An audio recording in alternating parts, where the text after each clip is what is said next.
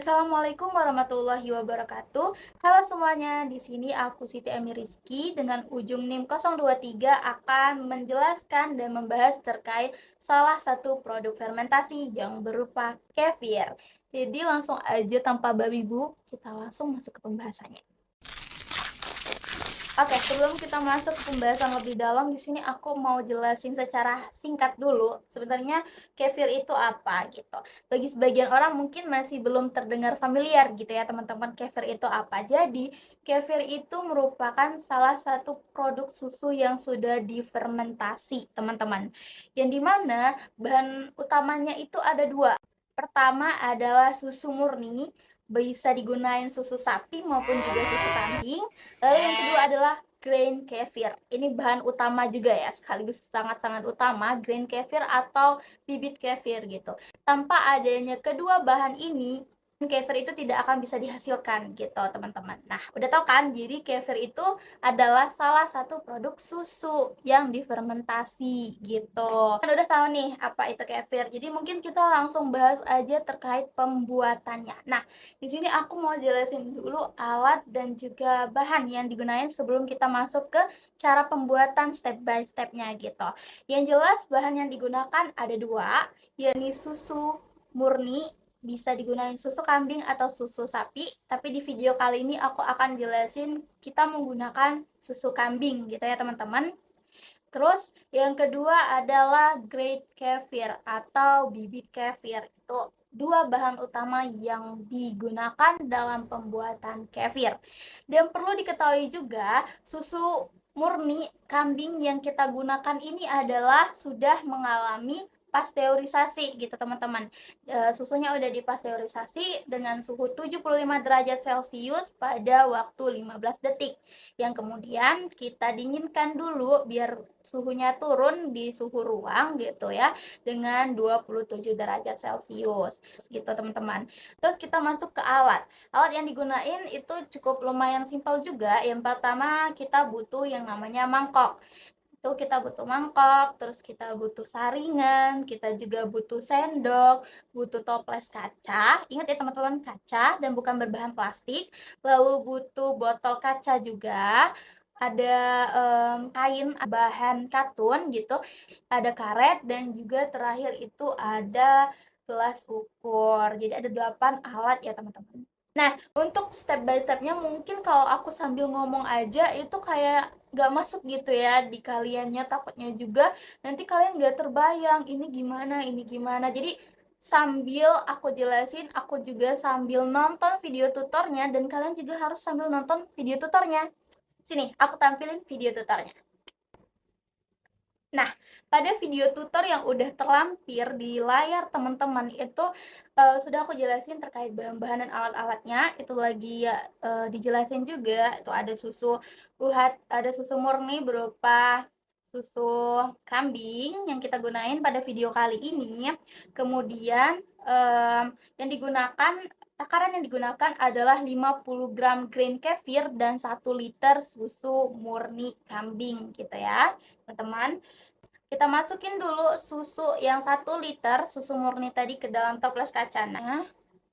Kemudian ditambahkan dengan bibit kefir. Diaduk secara perlahan, ingat teman-teman ya, perlahan. Dan kemudian step akhir adalah kita tutup toplesnya dengan kain yang berbahan katun dan disimpan selama 24 jam sampai 72 jam. Nah, di video ini dia menyimpan selama 48 jam. Next, setelah udah disimpan, nah ini tadi udah disimpan selama 48 jam, maka akan menghasilkan pemisahan dua bentuk, itu terlihat di layar. Itu yang cairan kental, yang putih yang diaduk pertama kali itu namanya grade. Yang cairan di bawah yang bening di layar kalian semua itu adalah whey. Jadi selama 48 jam kefir itu akan mengalami proses pemisahan antara grade dan juga whey gitu teman-teman. Nah, dan toples yang tadi kita buka dan kita tuangkan kefir tadi ke dalam saringan agar bisa disaring tanpa memasukkan bibit kefirnya gitu teman-teman ke dalam wadah tadi gitu. Itu tujuannya penyaringan. Nah, setelah disaring itu penyaringannya memerlukan waktu yang lebih lama. Yang kemudian bibit kefir yang tadi nggak disaring nih, udah selesai proses penyaringannya, kita masukin lagi ke dalam toples kaca. Seperti yang digambar ini, masukin toples kaca dan dicampur dengan itu susu murni tadi 100 ml. Kenapa? Itu kalau misalnya kita nggak mau minum gitu, nggak mau minum dan maunya disimpan aja biar si bibit kefir ini tetap ada nutrisinya nih gitu, terjaga, ya kita tambahin dengan susu murni tadi. Nggak usah banyak-banyak, 100 ml aja cukup gitu, dan disimpan ke kulkas. Nah, kita fokus ke yang udah disaring tadi. Yang udah disaring tadi kita pindahkan ke botol kaca yang udah disediain gitu, biar tidak tumpah biar tidak tumpah dalam proses pemindahannya, karena kan tadi kan disaringnya ditaruh di mangkok gitu, bukan di gelas ukur. Jadi kita pindahin dulu penyaringan dari mangkok tadi ke gelas ukur, dengan bantuan corong kita masukin ke botol kaca gitu teman-teman, dan udah jadi deh kefirnya nih. Seperti yang di layar, udah selesai prosesnya dan kefirnya bisa diminum. Di sini aku mau sedikit disclaimer kenapa kita harus gunain toples kaca, kenapa harus gunain botol kaca gitu. Kalau nggak ada gimana? Kalau misalnya plastik gimana gitu.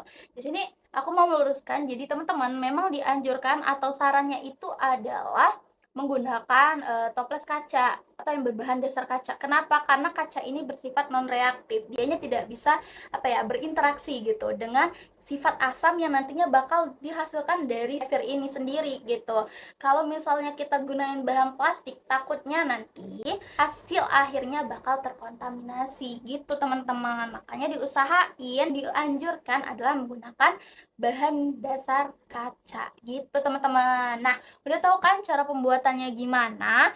Jadi kalau mau langsung dipraktekin, udah tahu kan gambarannya gimana. Nah, sekarang kita bahas terkait lama durasi waktu. Di situ kan kalau di video dijelasin 48 jam. Sebenarnya 48 jam itu durasi terbaik atau bukan ya? Nah, di sini aku akan jelasin terkait durasi waktu. Sini penjelasannya aku ambil dan aku kutip dari jurnal Teknologi Pangan tahun 2019, yang dimana di jurnal ini itu dia sudah melakukan penelitian gitu terkait kefir. Kalau teman-teman mau baca secara lebih lengkapnya, langsung klik link di bawah ini. Kalian langsung aja klik link di bawah ini dan langsung nanti kalian bisa baca versi lengkapnya jurnal ini. Sini aku jelasinnya sambil melihat handphonenya teman-teman. Aku lampirin juga terkait apa yang aku baca di layar kalian, di layar handphone kalian. Jurnal ini dia meneliti pembuatan kefir dengan susu kambing juga, dengan beberapa durasi waktu untuk membandingkan gitu. Nih, aku lampirin di layar. Nah, dari layar ini bisa dilihat ada beberapa durasi waktu yang berbeda, yang nantinya itu hasil akhir dari setiap durasi waktu lama proses fermentasinya ini juga akan berbeda gitu. Kalau kita lihat di sini ada T1 sampai T4, di mana T1 ini memerlukan waktu 12 jam, T2-nya 24 jam, T3-nya 36 jam, dan T8-nya 48 jam. Dan indikator parameter yang dilihat itu ada 5. Ada mulai dari warna, nih teman-teman bisa lihat, lalu keduanya ada aroma, ketiganya rasa, sensasi soda, dan kekentalan, dan terakhir itu overall, berarti buat secara keseluruhan nilai atau rata-rata skor yang dihasilkan per parameternya gitu. Ini kalau kita lihat dari yang nilai rata-rata paling tingginya adalah 4 di sini indikatornya, dan paling rendah adalah 1. Kalau kita lihat dari parameter pertama itu ada warna. Dari warna itu yang paling maksimum atau nilai maksimum yang didapatkan itu adalah pada kefir yang pasti proses fermentasinya itu 24 jam dan juga 48 jam di T2 sama T4. Itu mendapatkan nilai sempurna, nilainya 4 gitu. Berarti para panelis gitu yang merupakan orang yang menilai indikator seluruh parameter ini itu menganggap kefir pada waktu 24 jam dan 48 jam itu warnanya lebih bagus dibandingkan T1 dan juga T3 gitu. Biasanya di sini juga dijelasin nih di jurnal ini Perubahan warna terjadi jika kadar lemak semakin tinggi atau mungkin mengalami proses pengolahan yang salah. Nah, dari kata-kata itu berarti bisa kita simpulkan kalau misalnya nih yang warna aslinya tadi sebelum difermentasi warna putih, terus karena udah difermentasi pada waktu tertentu, misalnya 12 jam, 38 jam, dan lain sebagainya, dia ngalamin perubahan warna dari putih menjadi putih kekuningan atau putih keruh atau putih kecoklatan. Nah, hal ini kenapa gitu? Kenapa bisa berubah warna? Karena ya kandungan lemaknya semakin lama difermentasi itu akan semakin tinggi yang menyebabkan warna pada hasil akhirnya nanti akan berubah gitu, teman-teman. Oke, sekarang kita bahas terkait parameter yang kedua, yakni kalau di layar teman-teman bisa dilihat itu adalah aroma. Nah, aroma kalau kita lihat di sini skor paling tingginya di T3.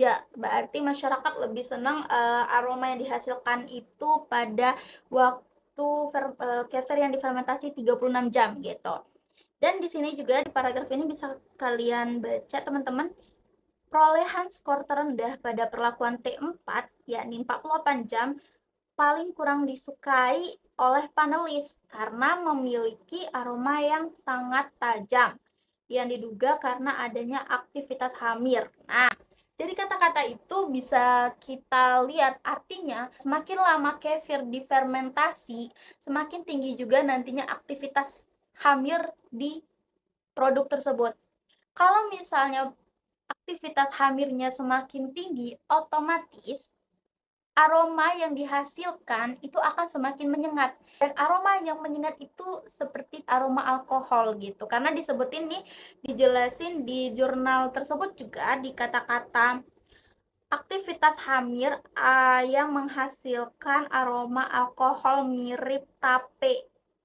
Tuh, aroma alkohol yang mirip tape. Jadi artinya kalau misalnya kefir itu difermentasi, intinya teman-teman, kefir yang difermentasi semakin lama itu akan menyebabkan aktivitas hamir semakin tinggi.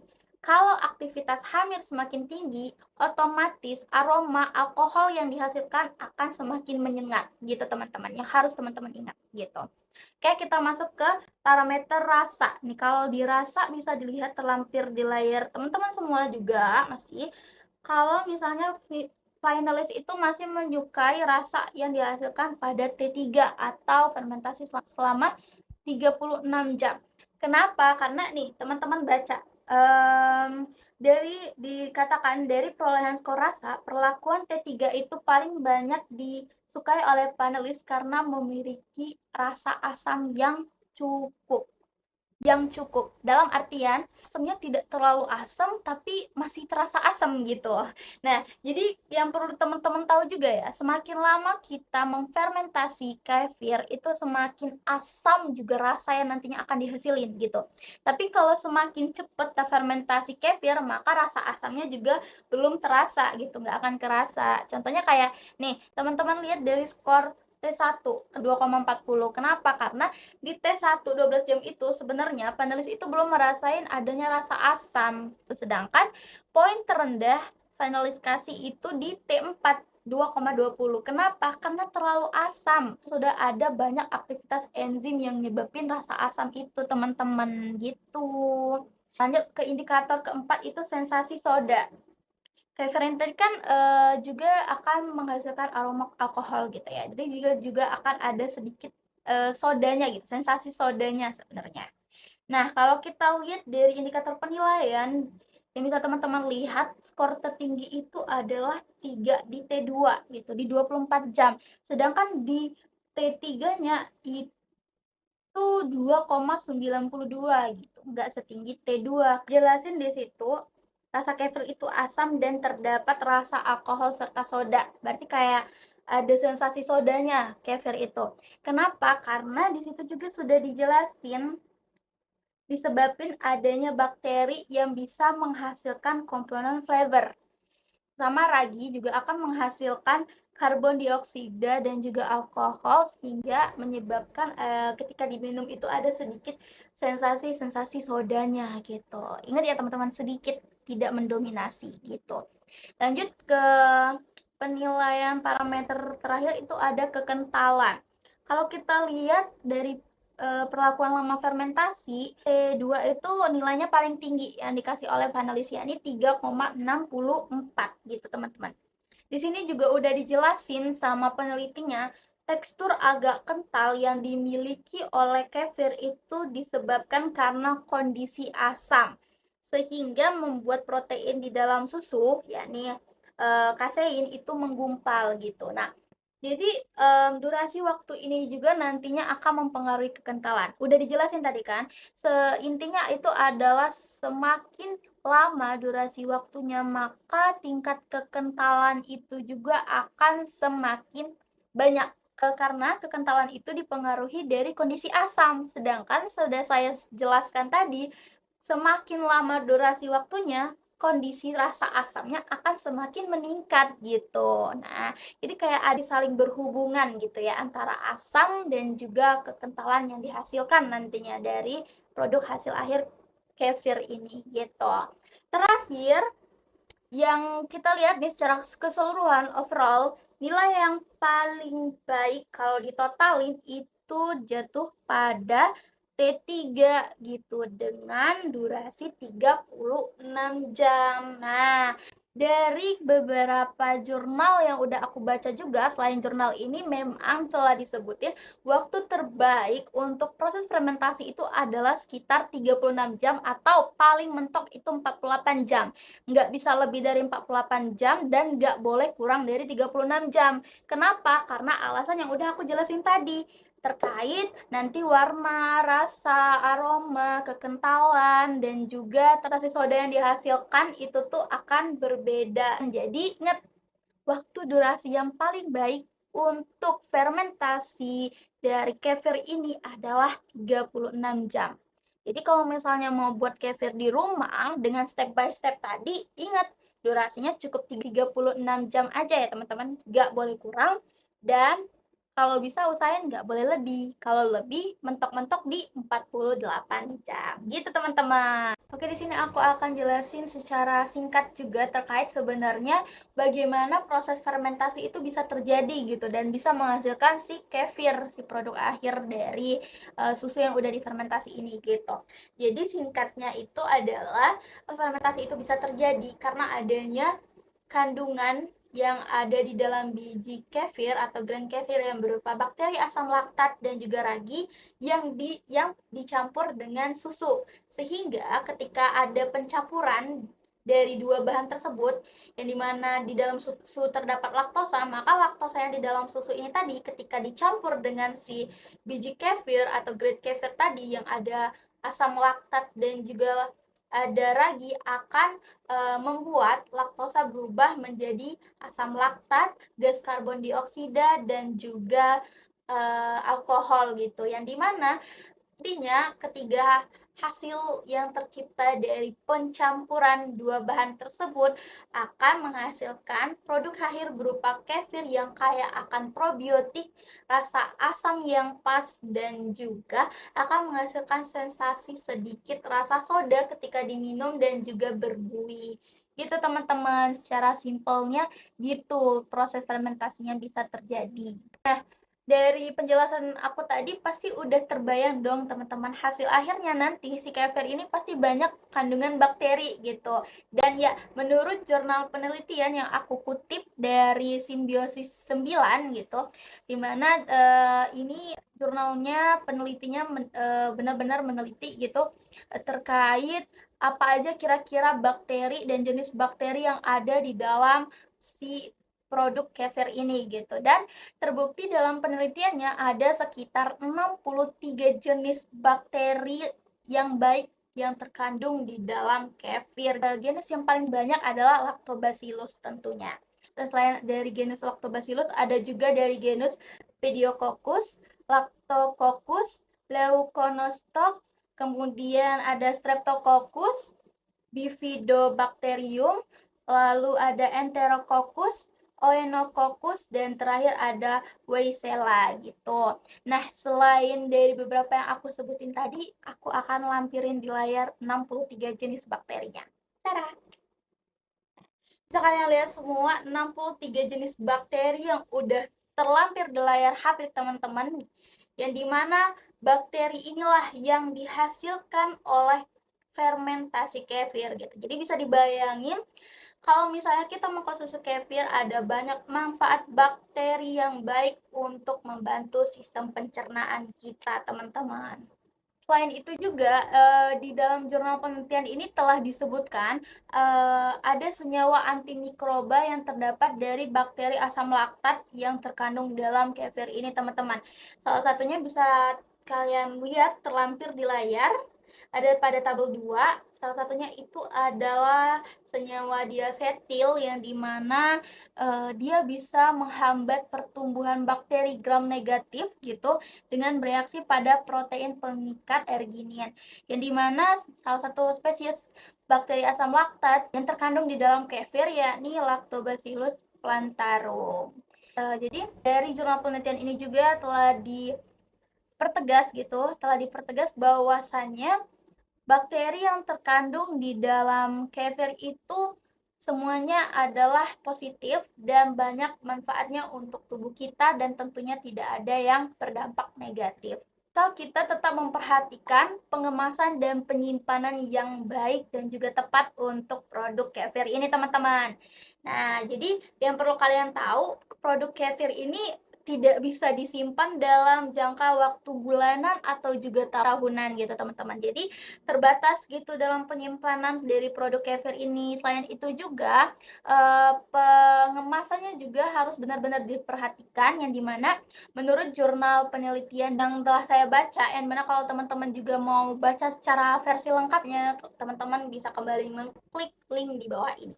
Kalau misalnya pengemasan yang baik itu adalah dengan menggunakan produk yang berbahan kaca gitu, dan jangan berbahan plastik. Karena apa? Karena seperti yang saya jelaskan di awal tadi, kalau misalnya yang berbahan kaca itu dia akan bersifat non-reaktif. Dia tidak akan bereaksi dengan sifat asam yang nanti akan dihasilkan oleh si kefir ini tadi gitu, teman-teman. Dan untuk masa penyimpanan yang baik untuk kefir ini, jika saya baca dari beberapa jurnal dan saya kutip lebih tepatnya pada jurnal penelitian yang berjudul Studi Mikrobiologis Kefir dengan waktu simpan berbeda, itu telah dijelaskan di sana dia melakukan 5 pengujian waktu yang berbeda, yang dimana ada 0 hari artinya langsung diminum, 3 hari, 6 hari, 9 hari, dan juga 12 hari masa penyimpanan. Dan dari hasil tersebut, di bagian kesimpulan yang disampaikan di dalam jurnal ini menyatakan bahwa kefir dengan waktu simpan 12 hari pada suhu 5 derajat Celcius itu akan memiliki kualitas mikrobiologis yang lebih baik dibandingkan durasi penyimpanan yang kurang atau lebih dari 12 hari. Seperti itu, teman-teman, dengan terlampir data bahwa bakteri asam laktat yang masih terkandung di dalam kefir selama penyimpanan 12 hari itu ada 2,81 dikali 10 pangkat 7. Nih, teman-teman bisa baca sampai dengan 5,98 dikali 10 pangkat 7 koloni per mili, teman-teman. Terus untuk pH-nya sendiri itu masih di rentang 3,52 sampai 3,88. Dengan total asamnya adalah 1,75 sampai 3,45%. Dan tentunya dari penelitian itu telah dibuktikan kalau misalnya tidak ada pertumbuhan E. coli jika kefir disimpan tambah harinya adalah 12 hari gitu, teman-teman. Jadi kesimpulannya, pengemasan yang terbaik adalah dengan menggunakan produk yang berbahan kaca, dan penyimpanan terbaik atau batas ambang penyimpanan terbaik dari produk kefir ini adalah 12 hari. Tidak boleh lebih dari ini, dan jika kurang juga tidak apa-apa, teman-teman. Misalnya mau dikonsumsi kayak 5 hari, 6 hari, itu nggak apa-apa. Asal batas ambang akhirnya adalah 12 hari dan tidak boleh lebih dari 12 hari. Begitu, teman-teman. Nah, terakhir yang ingin aku sampaikan, teman-teman, jadi kefir ini adalah produk fermentasi yang sangat baik dan bermanfaat banget untuk tubuh kita, teman-teman. Tapi ingat, dikonsumsinya dalam dosis yang cukup gitu. Sehari itu cukup mengkonsumsi 3 kali, teman-teman, alias 3 cangkir. Jadi nggak boleh lebih dari 3 kali sehari ya, teman-teman, karena nanti pastinya akan memiliki dampak atau efek yang lain kalau misalnya kita terlalu sering mengkonsumsinya. Apalagi kalau misalnya tubuh kita itu punya sistem imun yang tidak kebal gitu atau bisa sering disebut orang tuh autoimun gitu. Nah, orang-orang yang autoimun itu menurut beberapa web medis disebutkan kalau misalnya ingin mengkonsumsi kefir itu harus, dengan konsultasi terlebih dahulu gitu teman-teman. Dan, salah satu manfaat efek besarnya, yang bisa dihasilkan kalau misalnya kita konsumsi kefir ini adalah pertama, tentu kita bisa menjaga sistem pencernaan kita. Yang kedua, bisa mencegah terjadinya diare. Yang ketiga, bisa menurunkan kadar kolesterol. Yang keempat, itu bisa menjaga kesehatan jantung. Itu juga dia bisa meningkatkan kesehatan tulang serta mengurangi, resiko osteoporosis terutama untuk lansia gitu. Jadi banyak banget lah manfaatnya, tapi tetap seperti yang aku bilang, dosis yang dikonsumsi juga harus diperhatikan, jangan berlebih, karena nanti akan bisa menghasilkan dampak lain kalau misalnya kita terlalu sering mengkonsumsi kefir, gitu ya teman-teman. Nah, tak terasa aku udah cukup banyak banget untuk menjelaskan terkait kefir mulai dari awal sampai akhir. Mungkin durasinya juga ini udah panjang banget ya teman-teman. Jadi, semoga apa yang aku sampaikan ini bisa bermanfaat bagi kita semua. Akhir kata, tetap semangat dan jaga kesehatan. Saya akhiri, wassalamualaikum warahmatullahi wabarakatuh. Dadah teman-teman.